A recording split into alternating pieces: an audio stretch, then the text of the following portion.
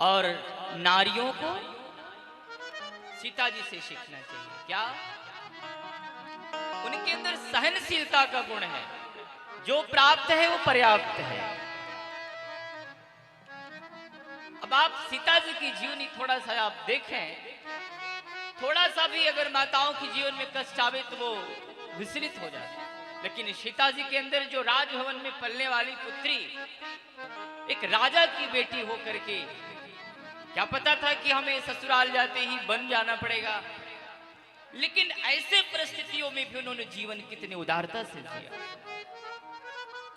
कितने विपत्ति काल आया, लेकिन वो कभी भी अपने आपत्ति को, विपत्ति को राम जी से व्यक्त नहीं किया।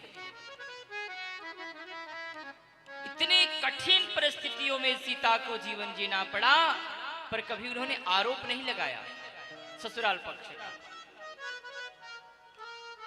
जनक जी जब चित्रकूट में पूछते हैं बेटी कैसी हो, तो सीता के मुख से निकलता है कि पिताश्री, आपने जिस कुल में मुझे भेजा है वहां कोई तकलीफ नहीं।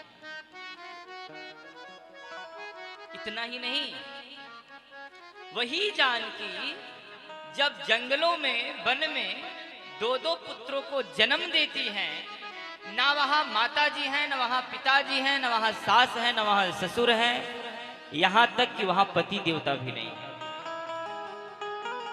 ऐसे परिस्थिति काल में प्रसव पीड़ा को सहने वाली सीता जानकी कभी किसी पर आरोप नहीं लगाया उन्होंने, पर जिंदगी को जिया। कभी राम को दोष नहीं दिया कि आपने मुझे जीवन में अभाव में रखा। और अगर जानकी को देखा जाए तो पूरी जिंदगी उनका अभाव में बिता है, लेकिन कभी उन्होंने पति रुख देख, राम जी के चेहरे को देख करके समझ जाती थी कि मेरे पति इसमें किस परिस्थिति में है। तो राम की कथा एक जीवन जीने की प्रेरणा लेती है। माताओं को भी जीवन जीना है तो जानकी के चरित्रों से सीखो। जंगल में कोई नहीं है, दो दो पुत्रों को जन्म दिया, पर फिर भी उस प्रसव पीड़ा को सह गई, पर व्यक्त नहीं किया। कभी राम जी से नहीं कहा, कभी जनक महाराज से नहीं कहा।